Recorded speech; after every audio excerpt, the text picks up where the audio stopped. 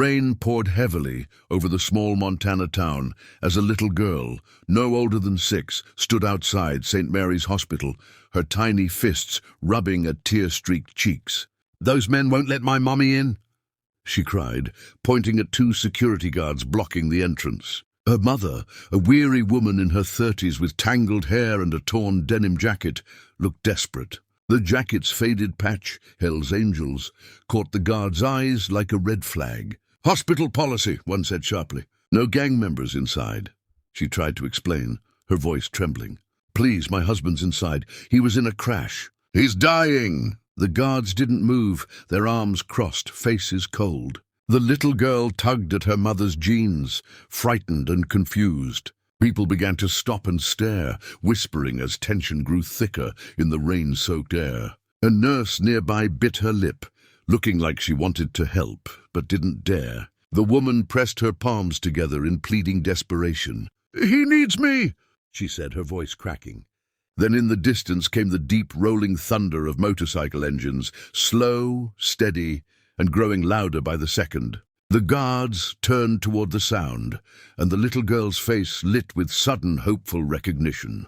Within minutes, the hospital parking lot filled with the roar of Harley-Davidsons. Headlights cut through the rain as more than a dozen bikers rolled in, their leather jackets emblazoned with the Hell's Angels insignia. At the front was Big Mike Larson, a towering man with a gray beard and piercing eyes. He killed his engine, swung off the bike, and strode toward the crying girl. "What's wrong, sweetheart?"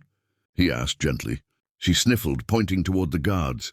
"They won't let Mommy see Daddy." Mike's expression hardened.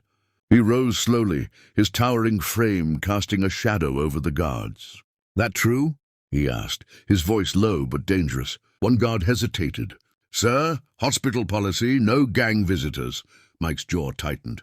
"That's not a gang in there, that's family." The other bikers dismounted, their presence alone silencing the bystanders. The tension was thick, the only sound the steady patter of rain on asphalt. A hospital administrator, alarmed by the scene, hurried out, adjusting his glasses nervously. "What's the meaning of this?" he demanded. Big Mike pointed toward the woman. "Her husband's dying in your hospital, and your men are keeping her outside." The administrator looked from the child's trembling face to the patch on her mother's jacket and froze.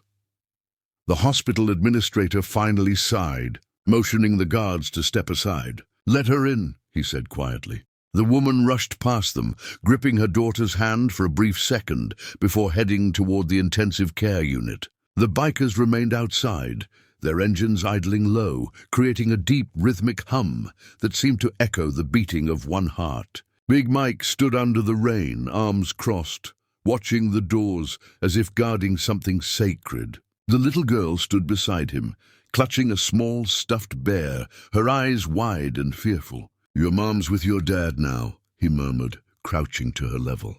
"She'll tell him you're here too."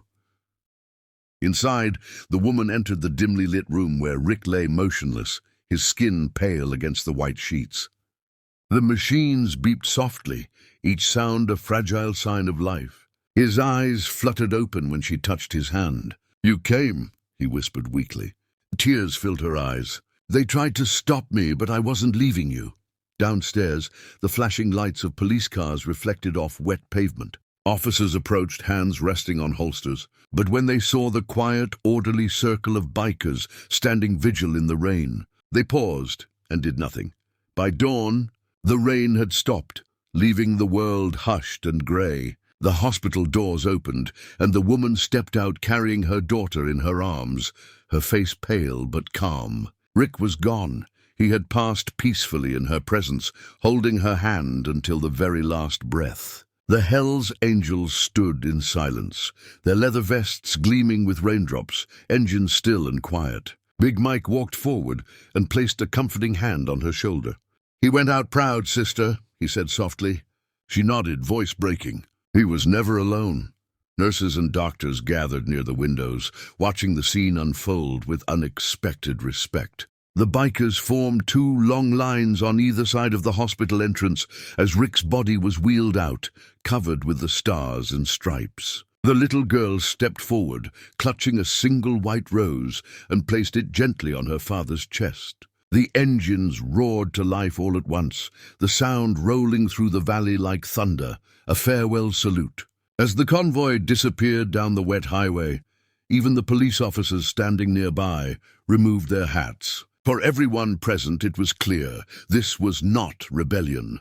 It was brotherhood, loyalty, and love in its purest form.